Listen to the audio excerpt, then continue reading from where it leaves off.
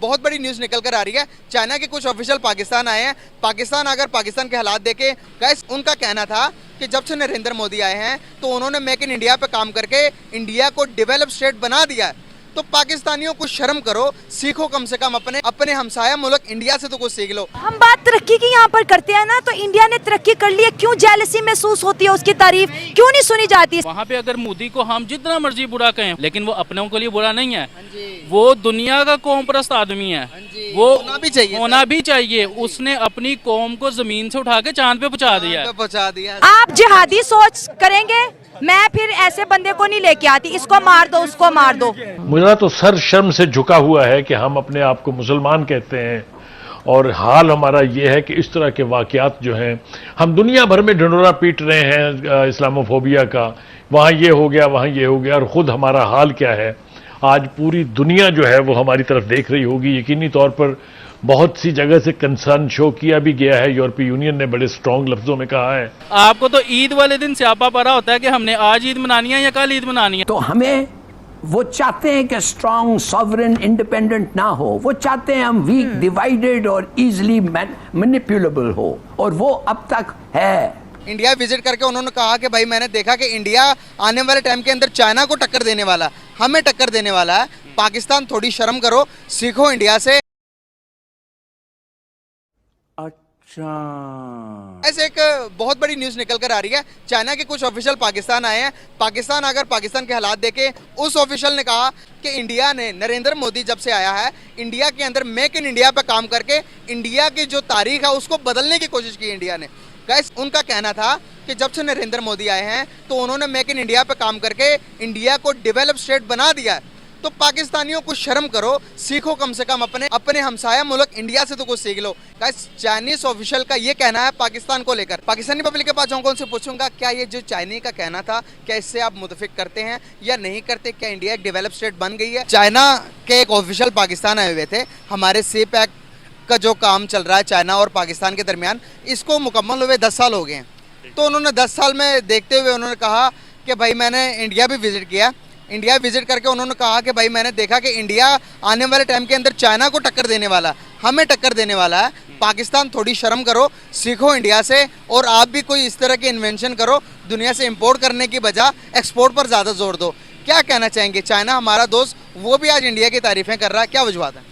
Sir basically देखें जी, हमारा तो कोई दोस्त नहीं है। दोस्त होता है कि दोस्त मुल्क उस दोस्त का होगा जिसकी इन्वेस्टमेंट वहाँ पे सेव होगी। अब चाइना इंडिया की आपस में जंगी हुई हैं या जिस तरह भी है, लेकिन चाइना की इन्वेस्टमेंट वहाँ पे सेव है, अमेरिका की, बरतानिया की इन्वेस्टमेंट वहाँ पे सेव है। उसकी सबसे बड़ी वजह यह है कि वहाँ पे पॉलिटिकल स्टेबिलिटी है। यहाँ पर पॉलिटिकल स्टेबिलिटी नहीं है। यहाँ पे कोई हुकूमत 2.5-3 साल से ज़्यादा नहीं चलती है। वहाँ पे अगर मोदी को हम जितना मर्जी बुरा कहें, होगा भी, लेकिन वो अपनों के लिए बुरा नहीं है। वो दुनिया का कौम परस्त आदमी है, वो होना भी चाहिए। उसने अपनी कौम को जमीन से उठा के चांद पे पहुँचा दिया। और हमारी जो लीडरशिप है, उन्होंने जमीन से हमें जमीन के अंदर धंसा दिया है। ठीक है, अगर कोई हम पे हंसता है, बहुत अच्छा करता है, उसका हक बनता है कि हम पे हंसे। हम डिजर्व करते हैं कि हम पे हंसा जाए, हमें बुरा भला कहा जाए। ये हमारी हरकतों का नतीजा है। हम जब कौम परस्त नहीं होंगे, हम पॉलिटिकल स्टेबिलिटी नहीं लाएंगे, हमें अच्छे बुरे का ये शक्ल अच्छी है जी, आप इसको ले आओ, 3 साल पहले वो अच्छा था, अब ये मुझे अच्छा लग रहा है, चलो भी आप फारिग हो, आप आ जाओ। तो इस तरह तो सर हमारा कोई दोस्त है ही नहीं। ना सऊदी अरब हमारा दोस्त है, ना चाइना हमारा दोस्त है, ना अमेरिका बरतानिया हमारे दोस्त हैं। जिसका जहाँ पे मफाद है वो उसका दोस्त है। हम ना तो अपने मफाद को सेव कर पा रहे हैं अपनी कौम के, और ना ही हम किसी की इन्वेस्टमेंट को सेव कर पा रहे हैं।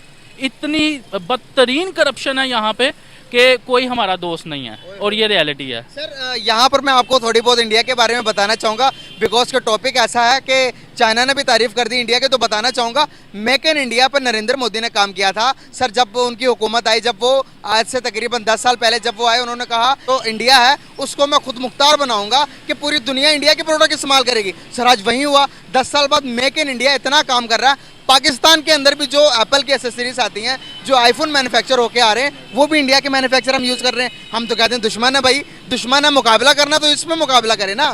सर डेवलपमेंट दुनिया की 5वीं बड़ी मैशत बना दी, हमने क्या किया अपने मुल्क के लिए?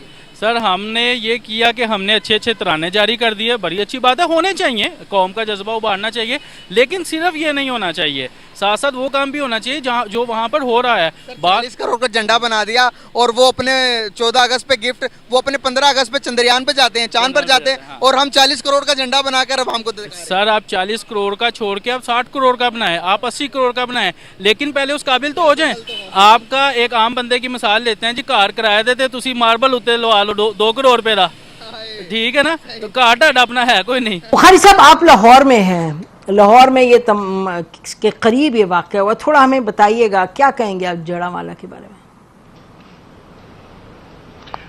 बहुत शुक्रिया आपका नसीम। पहली बात तो यह कि इंतहाई अंदोहनाक वाक़या नहीं बल्कि सानेहा है, और इसके होने की बहुत सारी दीगर वजूहात हो सकती हैं, लेकिन जो मेरे नज़दीक इसकी सबसे बड़ी वजह यह है कि जिन लोगों ने इससे पहले इस किस्म की कोशिश की या इस किस्म की जिसारत की या इस किस्म की यानी जुर्म किया, उनको चूंकि हमने स्कॉट फ्री जाने दिया, किसी को कोई ऐसी सज़ा नहीं दी कि वो इबरत हासिल कर सकें लोग उसको देख के।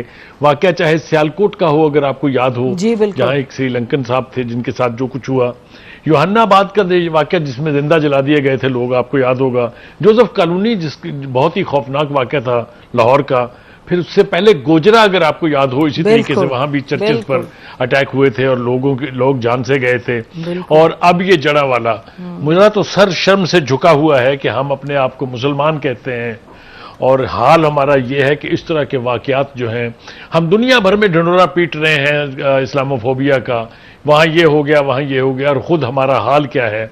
आज पूरी दुनिया जो है वो हमारी तरफ देख रही होगी, यकीनी तौर पर बहुत सी जगह से कंसर्न शो किया भी गया है, यूरोपीय यूनियन ने बड़े स्ट्रॉन्ग लफ्ज़ों में कहा है।